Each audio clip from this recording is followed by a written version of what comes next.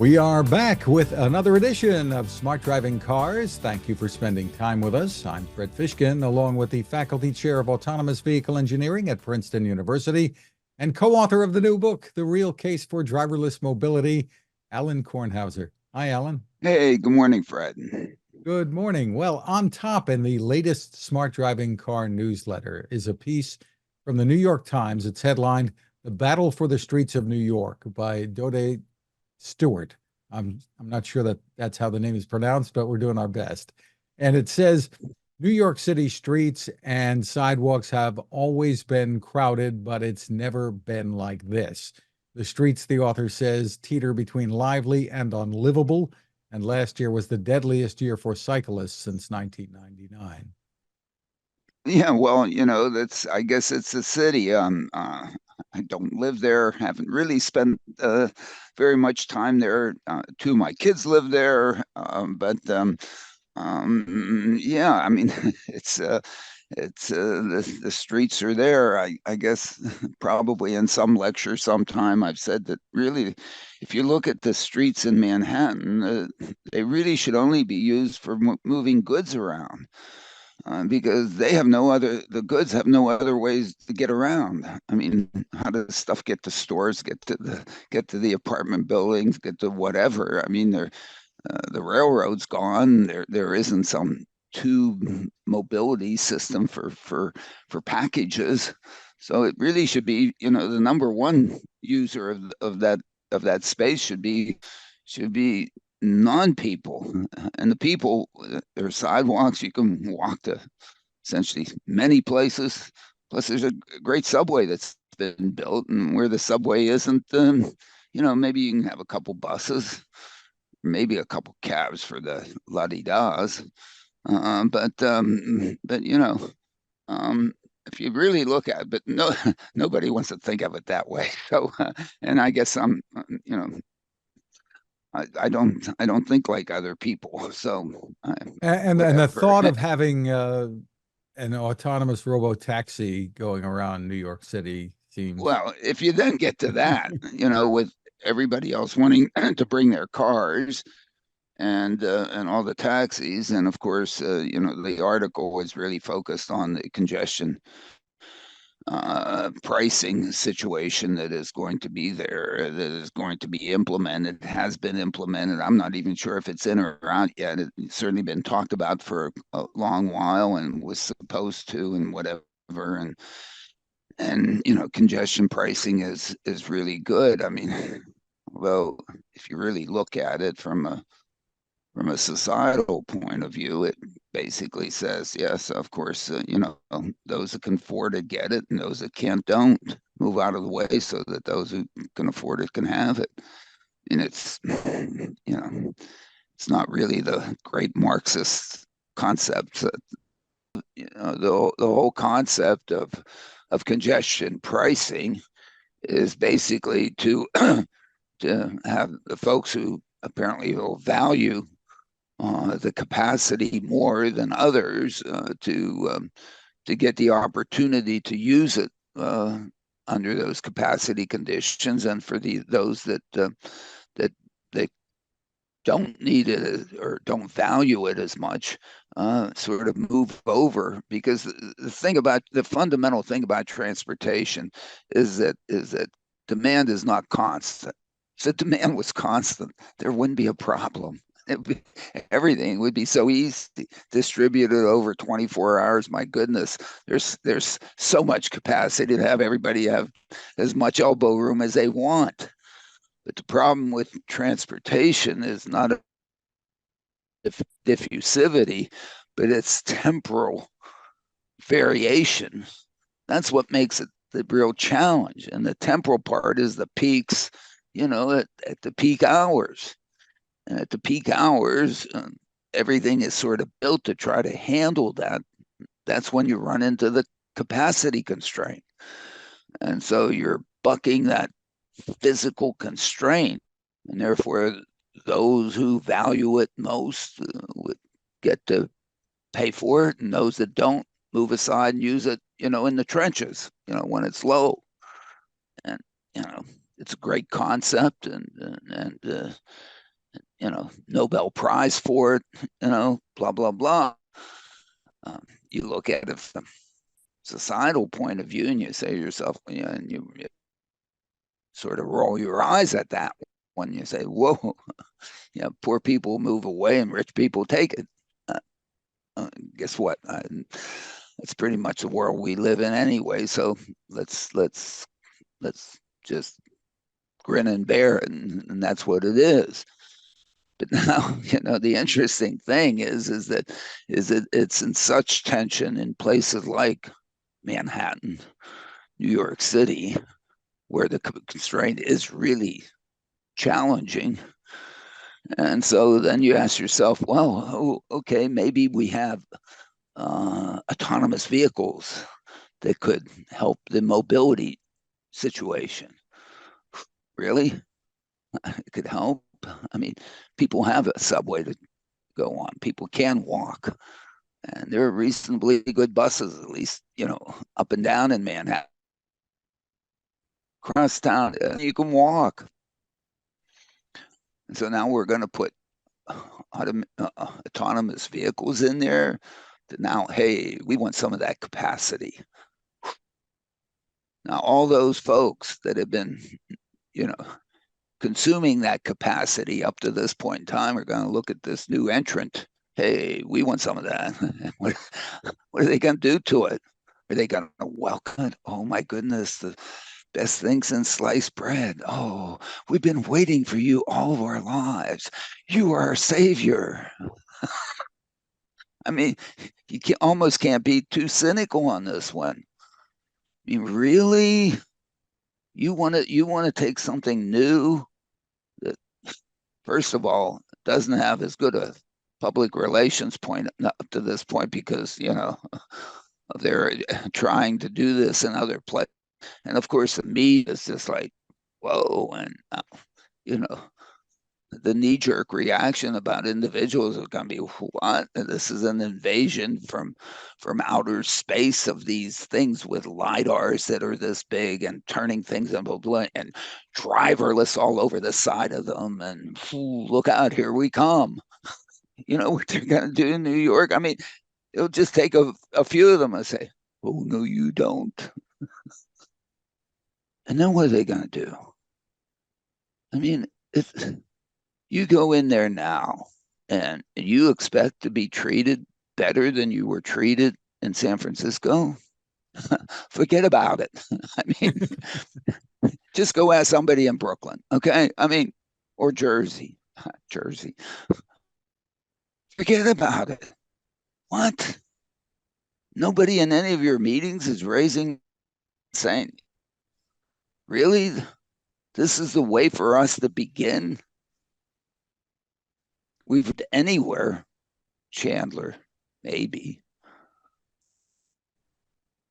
And now we're going to try New York, Manhattan. I don't know. I mean, what kind of meetings exist out there in Silicon Valley? Didn't Apple have a meeting in which they showed inside before they released it, the Crush commercial? And nobody in the room went sheepishly, I have a question.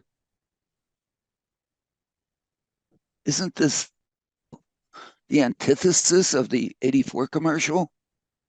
I mean, absolutely perpendicular, normal, orthogonal, whatever word you want to put on it. You're crushing the things that people have been using to create things. The trumpet. I used to be a trumpet player a long time ago. I wasn't very creative, barely good. And you're going to crush my instrument? What? You look at the 84 commercial and how, I mean, that is ingrained in my brain. Crushing Orwellian 1984 by giving us a tool to create, to do, to not be following chat GT poop, following chat GT poop. What?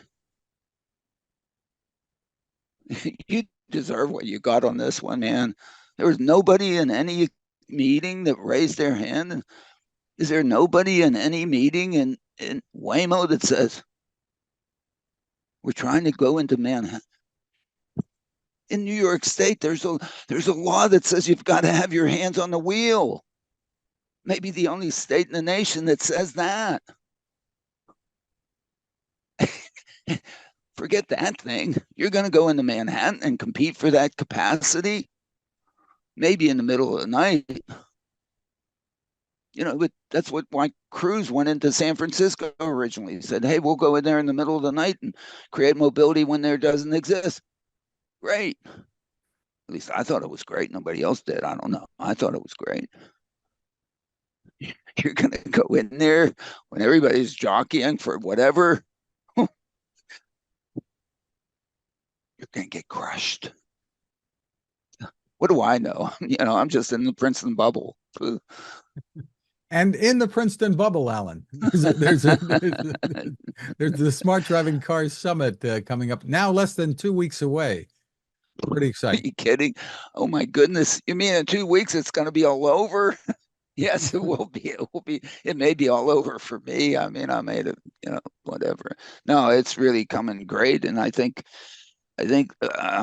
this is really lining up to be a real conference. It's a conference, not a speakference, not a one-way transfer. It's not Orwellian in its nature. Blah blah blah. We're going to tell you what to do. I mean, not at all. I mean, the idea is the AV industry is in trouble right now. I don't know. Count whatever number you want to take. Last 20 years since DARPA challenges. It's not 300 trillion. It's only 300 billion. That's not a small number. Whatever the number is, that's on the expense side of the ledger in a capitalistic society. On the revenue side of the ledger, the benefit,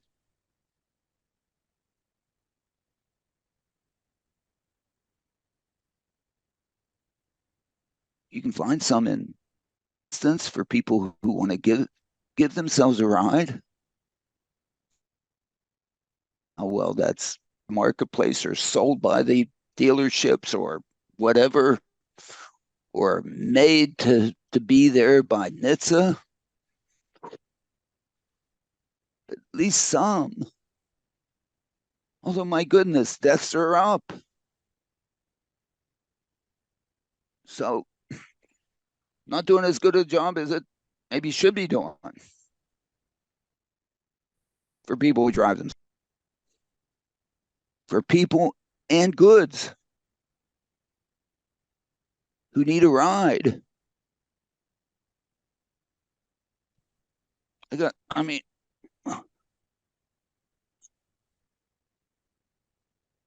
Essentially, I don't think you can see it. 50,000 person trips. Drop 50,000. 50,000. There are over 1 billion person trips every day in the US of A. Market share, 0.00, I don't even know how many zeros. 1%. Revenue, well, I don't know, 50,000 rides. Assume they got $100. Assume they were really like Uber. Got $100 on each one. 50,000, 500,000, 5 million. Is that what it comes out to if I do all my zeros right? Dollars? 5 million? What's the revenue of Alphabet? Alphabet? Whoa, I mean, well, that's not the right measure.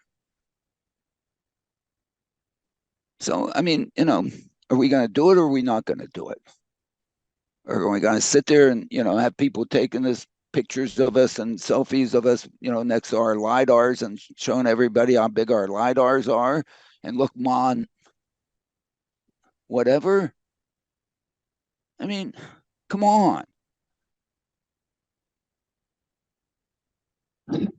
So I don't know the answer to this, but it's time that we do something and stop talking about it, because certainly me and a lot of other people have been talking the talk, but we haven't been doing walking of the walk. And, so we're going to try to figure out in a nice Princeton bubble where we're all protected and we can all chat and discuss this openly without having, hey, this press release, and here, look at this. So in case I need to flip this, somebody else will buy it before I deliver any value.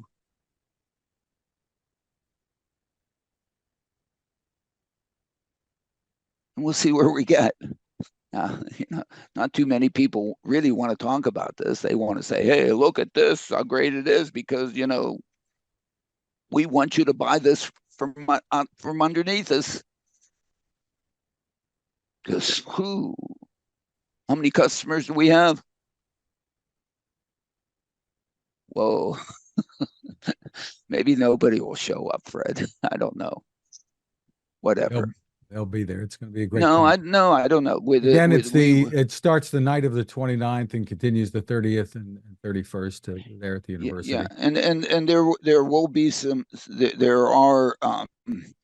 There is a dress code, okay, associated with it, and the dress code basically is that we will ask everybody who's involved to participate actively, and close their devices. If you really want, there's no multitasking going on here. If you need to do something else, please, do it outside of the venue. When we're in the venue, we're going to discuss this. We're not going to be. If you are, then please don't come. No, seriously, this. We have a serious problem here. We're in the whole 300 billion. We have a chit. We have to pay that off. At least. We at least have to get 1x. We certainly want 10x. And of course, would love to have 100x, 1,000x, a million x. But we got to get at least one.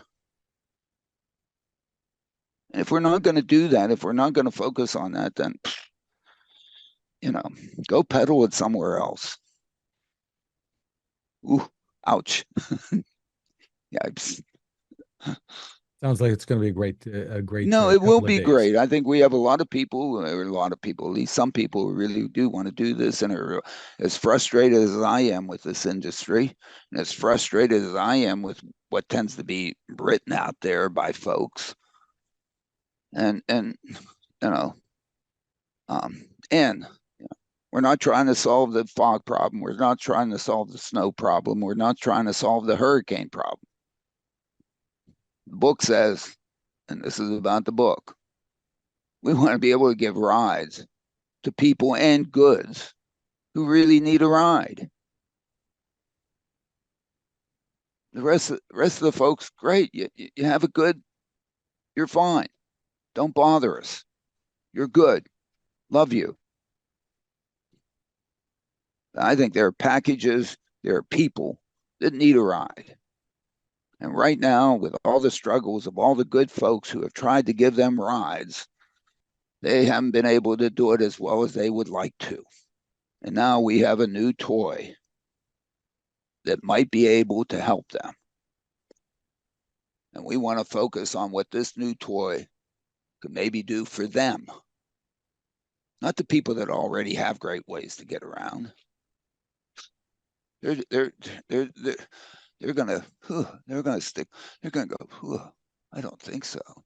Not good enough for me, and that's fine.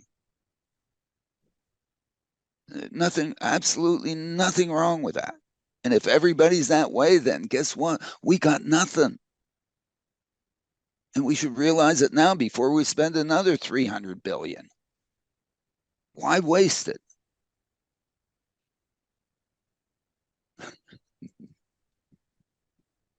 Sorry. I mean, I know everybody understands that it's hard of putting up with me, but that's okay.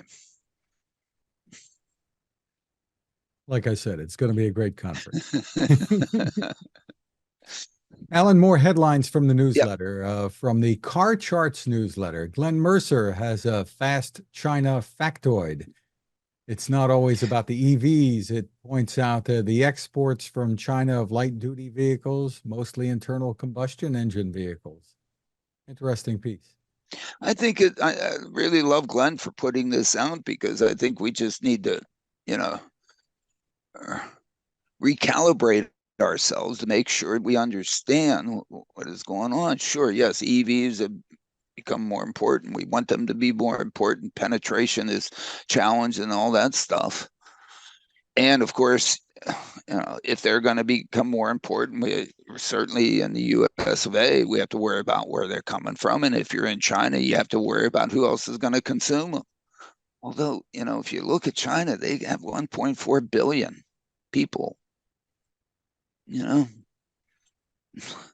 They have more than enough people to consume what they're producing. So, they would apparently provide value to their own people. I don't know why they're so interested in sending it out to others.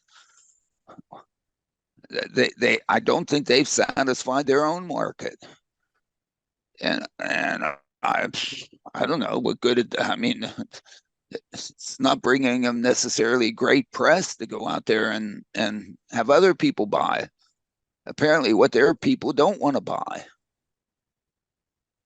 If their own people wanted to buy it, they would be buying it. Why ship it to?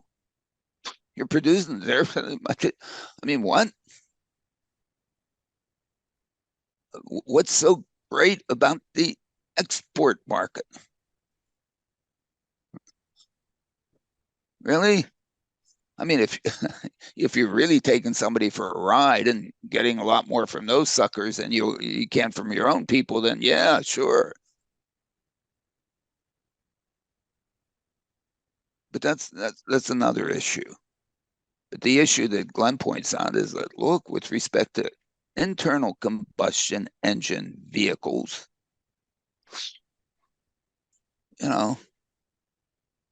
they're even more aggressive to get somebody else to pay more than their own people will pay for these things. And so I just sort of looked at it with respect to, we've been there before. This is deja vu all over again. Yogi Berra, boom, boom, boom, absolutely. I figure this is like 1965, give or take.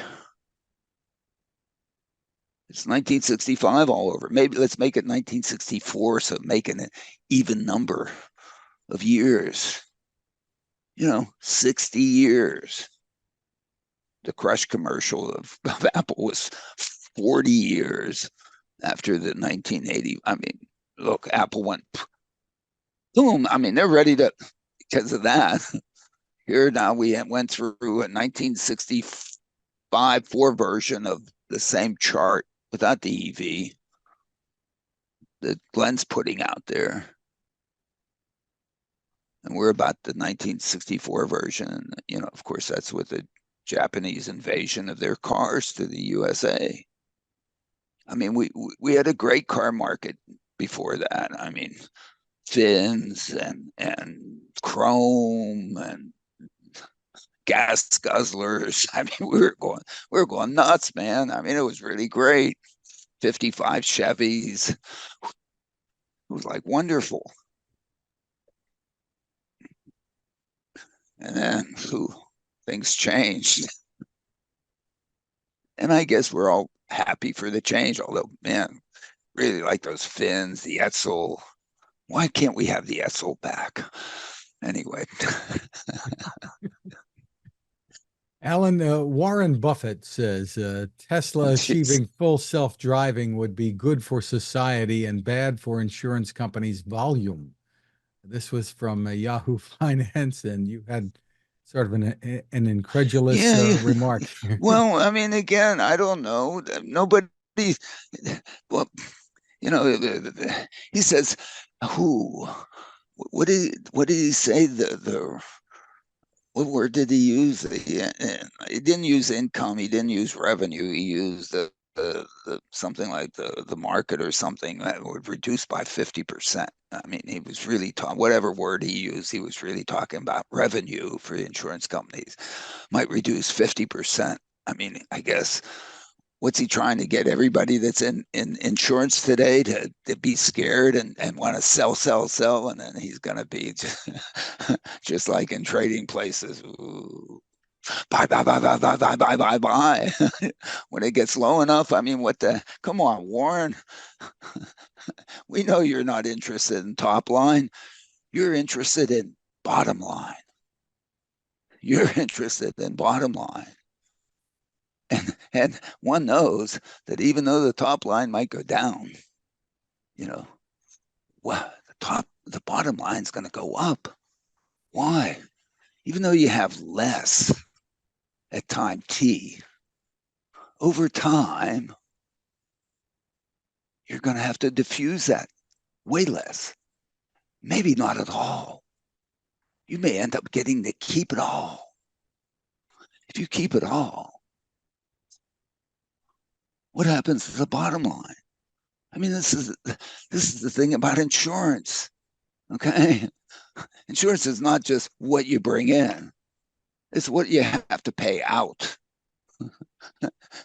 And it's amazing. Insurance, they talk about loss, which is the percentage you pay out over what you got in. And they talk about loss being greater than 100%. And I could never understand insurance. How could insurance have loss greater than 100%? I mean, that means they're spending more over time than they are bringing in. And I understand that if you get to hold it for a while, you get to invest it in all these good things like AVs and make all kinds of money off the investment. I understand that. Uh, but really, I mean, come on. I mean, have you ever seen an insurance agent without perfectly manicured nails, clean, best suit, Ferragamo, even better. You need ties, not Ferragamo. I mean, cut it out, guy. Your bottom line. Who cares about top line?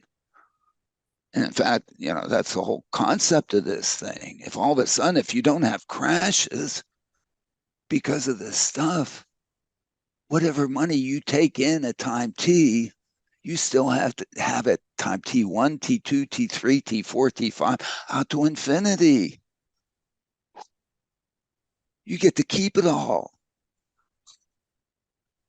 Love the insurance business. I mean, come on, Warren. We know you know. He's done okay. He's done okay.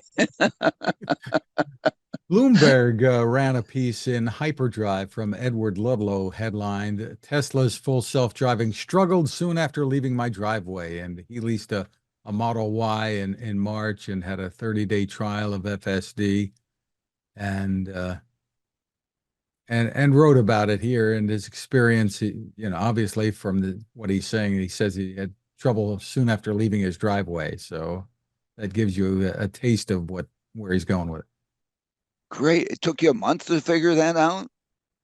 Took you a month to drive a couple 100 miles? A month? Really? You spend a month driving a couple hundred miles. I mean,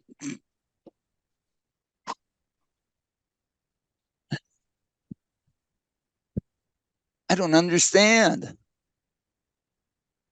And I guess, I'm putting this thing in come on, man. And I think Elizabeth has convinced me that this will be the last come on, man.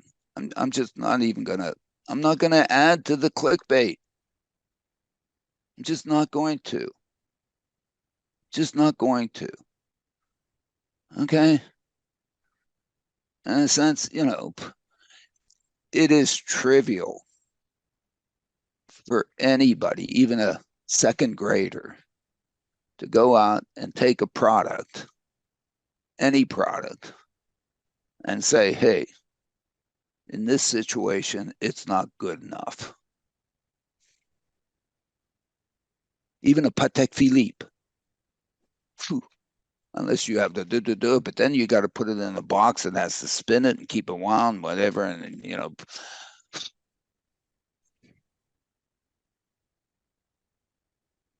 come on. Oh, it didn't live up to its name. Fool. I think when they fill up my tank at Costco where I get cheap gas, I don't think they really fill it to the brim. It didn't come up to its name. But of course, he doesn't say, hey, it was supervised full self driving or beta full self driving. Now, anybody in the industry knows that beta in the compute world means, hey, we're not done with this. We're trying to get some input from you to try to make it a little bit better, and we're trying to asymptotically approach perfection. Perfection is only approached asymptotically, except for you, Fred. And of course, our listener, you're perfect too. Cut it out. Well, it does tell you when you take that free trial. I don't want to hear it. I don't Yeah, want. it I tells you it's understand it not. does. It's not I autonomous. understand it does. But why, my goodness, as soon as I got out of my driveway, well, if it was that bad, why in the hell did you spend a month? And how in the hell did it take you a month to drive 200 miles? Whoa, who you scamming here? Bloomberg pay you. Hey, we're going to pay you for a whole month to go test this thing, and you did 200 miles worth. Huh. Good luck on being hired again. I don't know. Never mind. I'm a fanboy. Just look. This stuff is tough. This is as bad as Waymo not wanting to come to New Jersey because it snows. We aren't trying to solve, at least, I don't know, maybe you are, Waymo. Good luck solving the snow problem. Good luck solving the fog problem. Good luck solving the hurricane problem. Good luck, Alphabet. Go for it. You got enough money, you can try. But we have to wait until you're able to do that before we can get any benefit out of that. Oh, we got 50,000 rides. I think that's great that you got them. Better than zero. And except for Cruise, everybody else is still at zero. So we applaud you for that. But come on, when are you going to actually look around and see who in the heck needs a ride, who might appreciate you and do it for them where it's easy?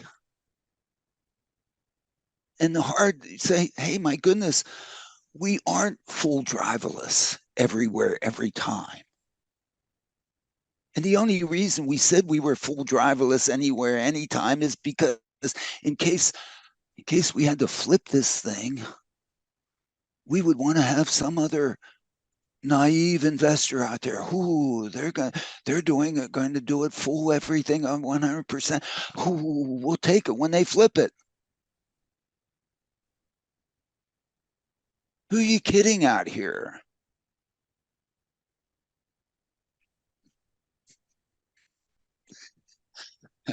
I'm not loved at Waymo, so what the hell? Another FSD story. Next big future ran a story headlined. Uber wants to partner with AV companies and says Tesla FSD looks like a great product. Oh boy, do I want to, man, I'm going to actually go out and try to do this. Okay.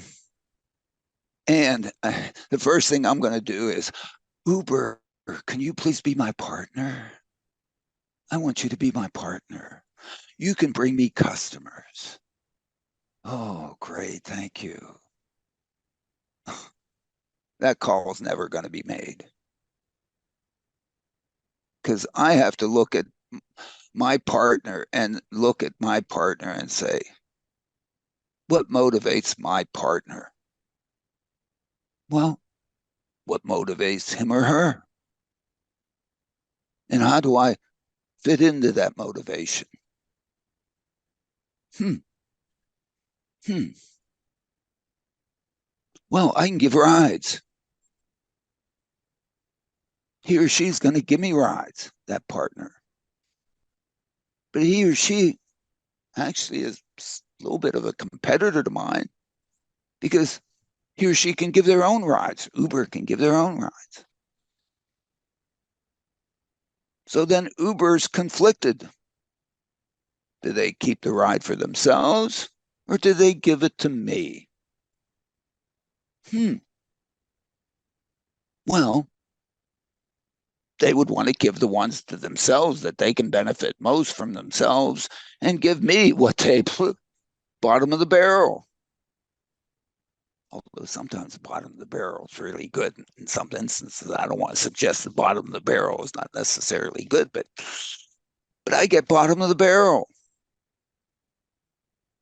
Now I may look at bottom of the barrel. Whew, that's it, that. This is the kind of thing that the bottom of the barrel is actually better than the stuff on top. We're partners. I help you, you help me. Win-win. This is advanced business that we don't have a business school at Princeton, so you must realize that. This is just operations research and financial engineering.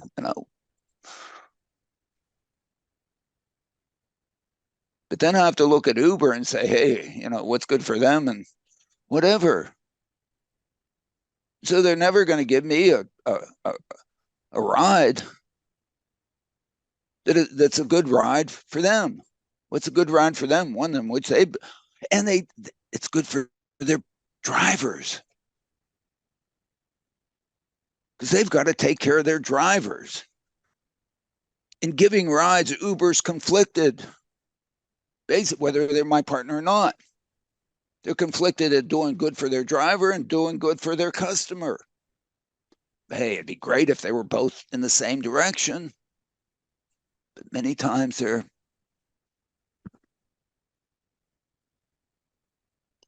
Guess what my business is? I have to do good by computer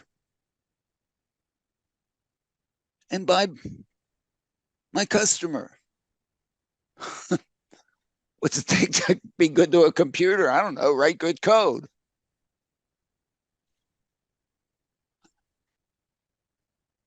Is it ever conflicted with my customer? I can't think of any place, not very many places. I'm in a rides business for my customers. Uber's in a rides business for their drivers and their customers. I don't need them. What are they going to do for me? They're going to write an app. How many students do I have that can write that app as a homework assignment?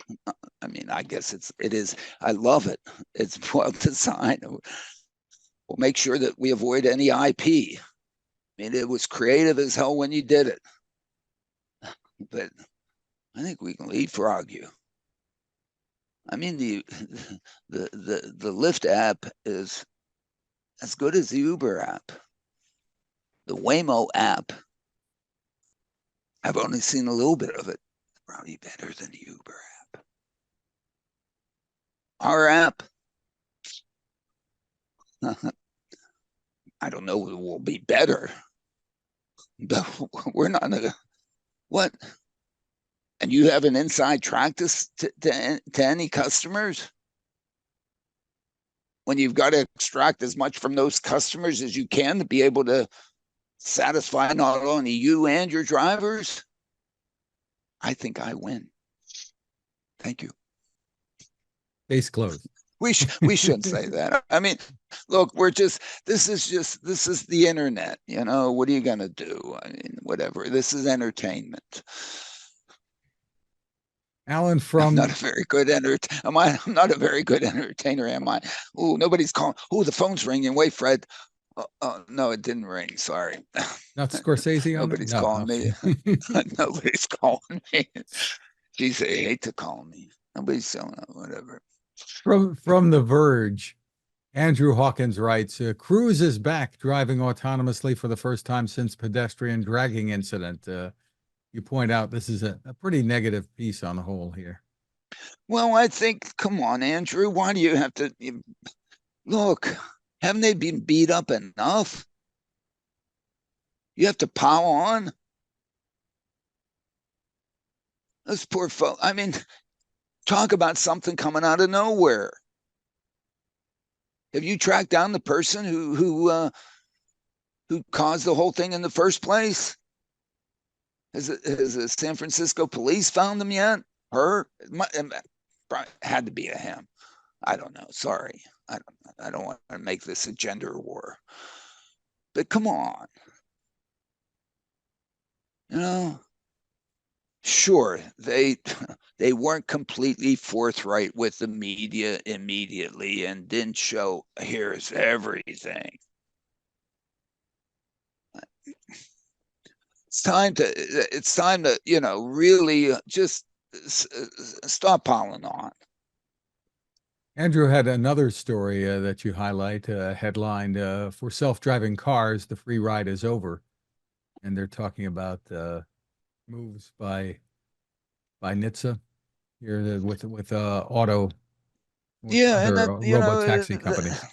yeah, they're going, you know, and so on, and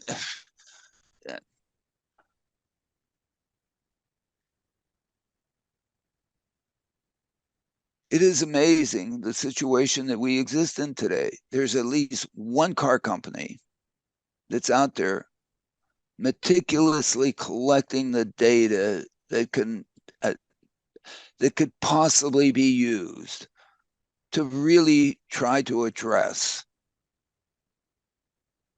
the safety issue without draconian measures. NHTSA can't do the draconian measures because, of course, it's not politically viable.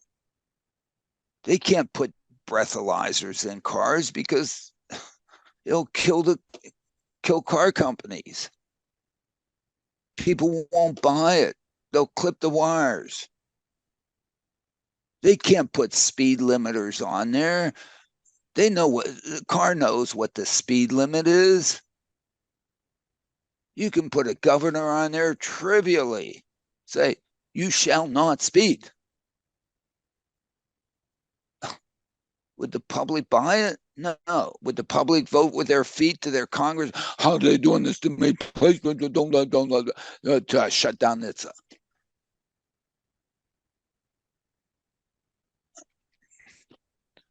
Marjorie would be out there like, whatever. Who knows? I mean, whatever crazies are down there. And so, you know, but now there's an entity, at least one, who said, my goodness, we're not just trying to take these data to, you know, generate ad revenues. I think they're really trying to do it so they can understand how their customers are behaving with their product. And maybe they gave it a wrong name. And I think they're trying to rebrand it. Give them a chance to rebrand it. Bloomberg, don't have them go out there and not put the super on, you know. And so, and I don't think anybody says fool anything anymore. It's FSD. What's GP GP poops, GP of the GP poop chat mean anyway? It's and so on. You know, I don't want to sit here and be, you know, like just angry old man, which I guess I am an angry old man or whatever, but on this thing. But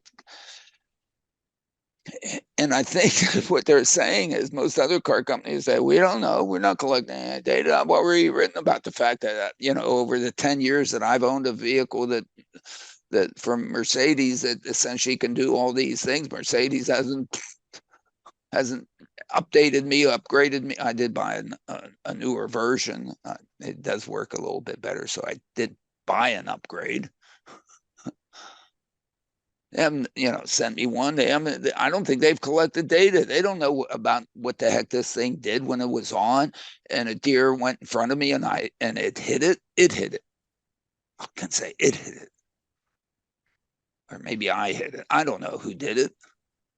They collected data on that. No, I don't think so. I mean, they haven't called out, hey, Alan, hey, you know, can you help us out with some other? Did they turn the microphone on and say, you know, hey, Alan, can you tell us, can you document some of this before you forget it? Because I forget everything. No. So all of a sudden, NHTSA finds itself in a brand new world. At least one company is able to do this. And I guess NHTSA hopefully has decided, look, if this company can do it, we're going to ask of everybody else. And hopefully what these companies don't do is say, oh, we haven't had in the past, we haven't been collecting it, but we're going to start right away. So when you ask again in 5 years, we'll have it. Maybe. Happy to see it. And if you have to use your whatever measures to do it, great. But there are still 40,000 deaths a year. And there are who knows how many crashes of vehicles that don't have this stuff turned on and don't have it and whatever. And what's NHTSA doing about those things? I know you can't do anything about it, so we'll give you a pass here. Okay, but it's, you know, I didn't like the characterization that Andrew put it in. From TechCrunch, Alan, Cruise founder Kyle Vogt is back with a robot startup focused on household chores. This is called the Bot Company. I know, glad to see him back out Well, there. I'm very happy with him. You know, I roll my eyes at those. I don't want one of those. I would prefer to shine my own shoes and pour my own cup of coffee. I guess, you know, I wasn't raised in the 50s. You know, wasn't, you know, where you get secretaries to get you cup of coffees and other things. You know, I mean, I get my own coffee. I don't know that I want something that's going to do all those things for me.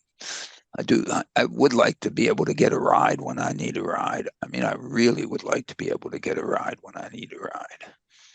I mean, that's one of the things, you know, when I can't give it for my, you know, that's what I'm focused on. But hey, Kyle, I'm so happy for you. Congratulations, and so on. And if we should reach the point in which, you know, we get to pull the driver, I'd really like to have you in the room advising us, because you were there, one of only 2 leaders that have ever been in those situations up to this point in time. And I think I've, you know, written that. And you have experience that is that is real experience. Toyota, Alan, put out a press release on the 2025 Corolla hatchback, which comes with the Toyota Safety Sense 3.0 pre-collision system with pedestrian detection and all of that. We talked about that with Mark Price from NHTSA in a recent podcast. Yeah, we talked about that, and I'm surprised that Toyota with this. They must. I guess nobody listens to us, Fred, or something like that, because my goodness, the things that Mark said that can do is really not highlighted here. They're I mean, meeting the 2029 standard for it, automatic emergency braking. it seems, I mean, I don't know. Everybody's touting a bunch of stuff they don't have. Why isn't Toyota apparently touting something that they do have? What am what am I, Fred? I keep missing everything. Fred, I keep missing everything. I don't get it. Well, they do mention it in their press release, but They mentioned, it's not the headline. why isn't that's isn't that substantive? Or, or or do I have a weird definition of substantive? Nobody in the room said, "Hey, hey, I happen to listen to this podcast, and the NHTSA guy said we meet 29 today." Really? Or is that so obvious that they figured everybody already knows? I didn't know, so I guess I'm the guy that's out of the loop. Sorry, the whole world already knows that, Fred. Elizabeth and I stopped watching evening news on November, whatever, 6th, 2016. So we don't know what the talking heads are saying. So, Well, once again, we want to remind people about the summit coming up the 29th, 30th, 31st of May. You can go to smartdrivingcar.com for more information about that. And as we said, it's going to be a terrific conference. That's where you can yeah, find us as well. yeah, it's where you can find us. We'll be there. But seriously, this is not one of these you just come in to, sit in the back and whatever, and who knows what. I mean, we're looking for, I think we essentially every person in there is going to be is motivated to try to help and get this industry. It needs a good turning around because or a launch or something like that because I don't know, the dashboard on the on the uh, desk of the CEO of all this stuff uh, doesn't look good. I, I, and so And and I think what you're it's saying is it's this is going to be a real participatory conference. Everyone there. absolutely the intent Yep. is. I mean, we're going to have discussants and so on, but even if you haven't been identified, we don't we don't want you to take over the microphone, and we'll keep and we don't want you to be giving your own message about some tangential thing. But we do want people to speak up and engage and participate. That what else would we be? This is all about learning. This isn't about telling. This is about learning and learning with people who have serious um, engagements, serious interests in this. It's in passing, here, take a selfie of me, and this, what this tech really valuable and uh, if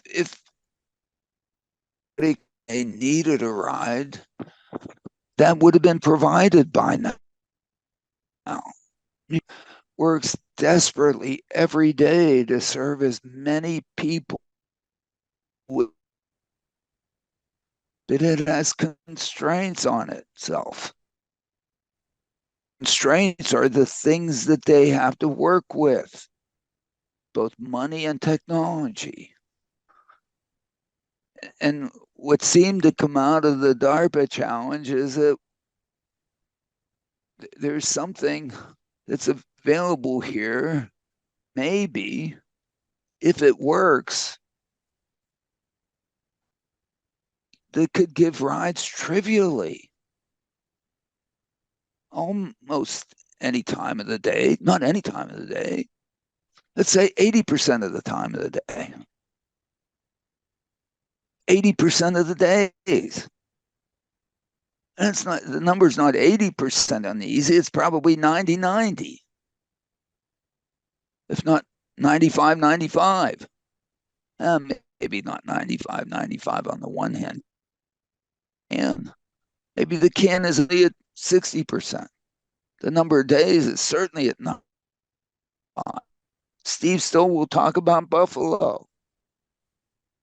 Oh. Is there deep snow today in Buffalo? What are you doing today? Nothing. Oh. Talk to me here. And when there is snow, then take a deep breath and, okay, we didn't do that one. It's not the end of the world. Look at how many we did do. And this isn't a situation looking at the glass half full or half empty. This glass is 90% full. And you're looking at it, oh, I can't do any of it. It's 100% empty. Oh, it's not the best opportunity we have. Your capacity limited on the opportunities. You have alphabet behind you. What do you spend all the money on? Oh, we're not allowed to tell you. Oh, okay, that's fine. I didn't need to know. I don't want to know. I mean, I'd hate to know. I mean, geez, then Come to the never conference. mind. Come to the conference. And read the book. And read the book. And seriously, they aren't going to let me speak. I don't get a microphone. Everybody knows what I have to say, so they're tired of hearing it. People can always find us, smartdrivingcar.com, Spotify, TuneIn, Apple, Google, Amazon, wherever you turn to for podcasts. My tech reports are at textination.com. I'm Fred Fishkin along with Alan Kornhauser. Thanks for listening or watching. Please continue to stay safe. Thank you, folks, and see you next week and whatever, and enjoy. And look, and try to do good.